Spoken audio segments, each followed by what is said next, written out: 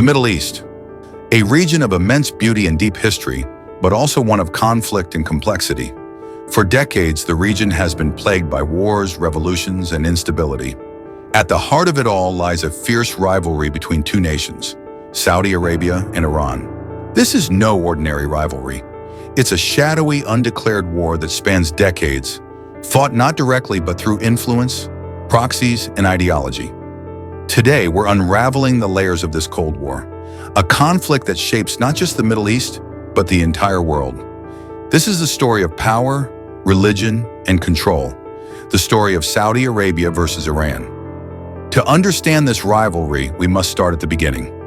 A century ago, the Arabian Peninsula was a fragmented patchwork of tribes under Ottoman control, while Persia, now Iran, was grappling with its own share of foreign interference.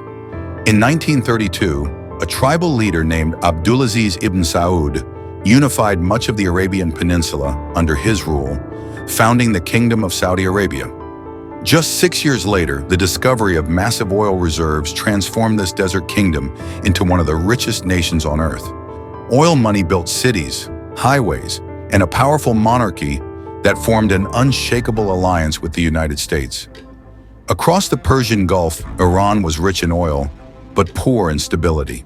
Foreign powers, particularly Britain and Russia, meddled in Iranian affairs for decades. By the mid-20th century, Iran was ruled by a monarch, Reza Shah, who sought to modernize and westernize the country. But his regime was marked by corruption and repression. And in 1953, the United States and Britain orchestrated a coup to remove Iran's democratically elected prime minister, Mohammad Mossadegh.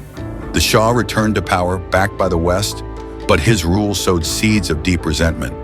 The defining moment in this rivalry came in 1979. The Iranian Revolution overthrew the Shah, replacing him with Ayatollah Khomeini, a religious leader who established an Islamic Republic. This was not just a political change.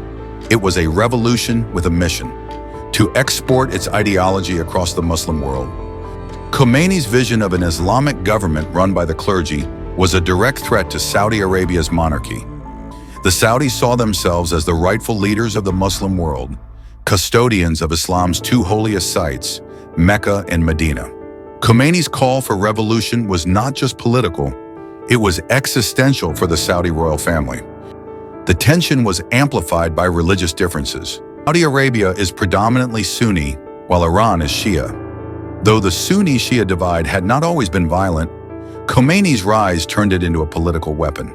The stage was set for a Cold War that would engulf the region.